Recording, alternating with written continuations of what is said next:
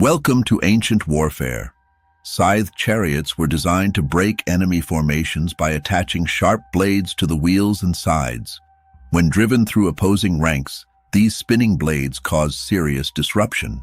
These weapons were used by several ancient Persian armies. While traditional chariots were mobile platforms for archers, the Achaemenid Empire re-engineered them into dedicated shock weapons designed to shatter heavy infantry. This required significant structural modifications. Engineers broadened the axle and lowered the center of gravity to prevent flipping during high-speed impacts.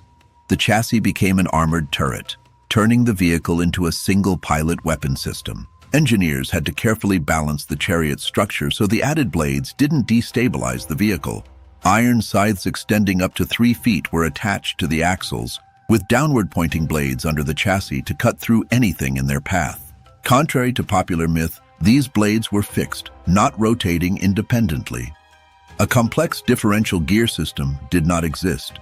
The lethality came purely from the forward velocity and mass of the 4-horse team. Deploying this weapon required specific conditions.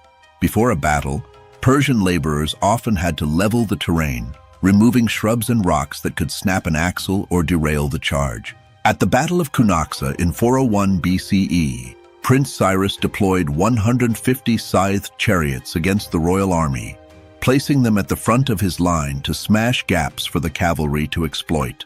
However, disciplined Greek mercenaries simply opened their ranks.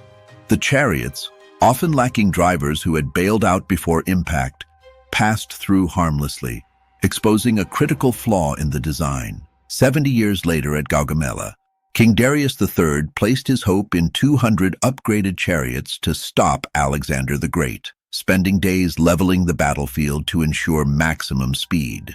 But Alexander's forces were ready. They executed the mousetrap maneuver, opening alleys in the phalanx.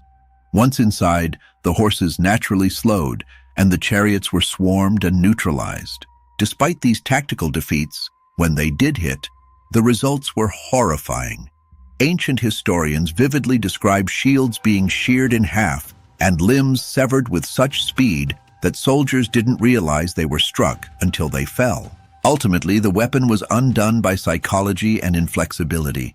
It is difficult to force a horse to run into a solid wall of men, and once committed, the heavy chariots could not change direction. By the Roman period, the use of caltrops, iron spikes thrown on the ground, became a highly effective mechanical counter to horses and wheels, rendering the scythed chariot obsolete.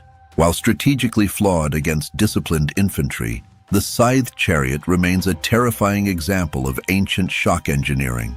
Join us for the next episode, and thank you for watching.